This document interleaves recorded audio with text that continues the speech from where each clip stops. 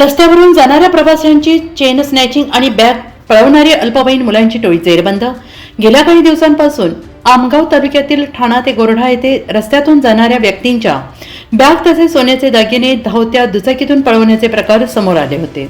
या प्रकरणात पोलिसांनी तपासाची चक्रे फिरवली असता 4 अल्पवयीन मुलांच्या टोळीने याच रस्त्यावर चोरी केल्याचं कबूल केलंय।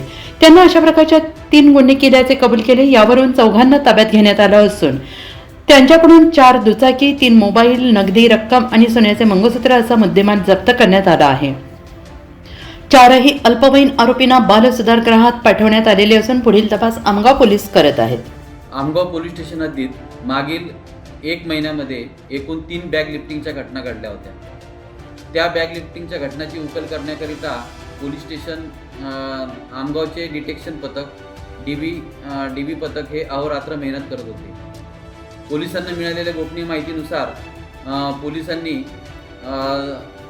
2 मोटरसायकलस्वार यांना ताब्यात घेऊन पोलीस स्टेशनला आणले। त्यांना विश्वासात घेऊन विचारपूस केली असता त्यांनी गुन्ह्याची कबुली दिली।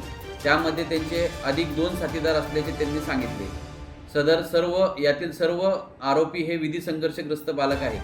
त्यांनी या 3 बॅग लिफ्टिंगच्या घटनांमधील चोरलेला सर्व मुद्देमाल पोलिसांना त्यांच्या पालकासमक्ष ताब्यात दिलेला आहे। चोरी गेलेल्या मुद्देमालापैकी गुन्ह्यातील 2.5 तोळ्याचे मंगळसूत्र, त्याचप्रमाणे चोरी गेलेली रक्कम 42,000 रुपये, आरोपींनी वापरलेले मोबाईल 3 मोबाईल, गुन्ह्यात वापरलेल्या 3 मोटरसायकल आणि चोरीच्या पैशातून विकत घेतलेली 4थी मोटरसायकल असे एकूण 4 मोटरसायकल असे आमगाव पोलिसांनी जप्त केले आहे। यातील चोरी गेलेले एकूण 5,87,000 रुपयाचा मुद्देमाल आमगाव पोलिसांनी जप्त केलेला आहे। यातील विधी संघर्षग्रस्त बालक यांना जे कोर्टासमोर हजर करण्यात आलेले आहे। पुढील तपास आमगाव पोलीस करत आहेत।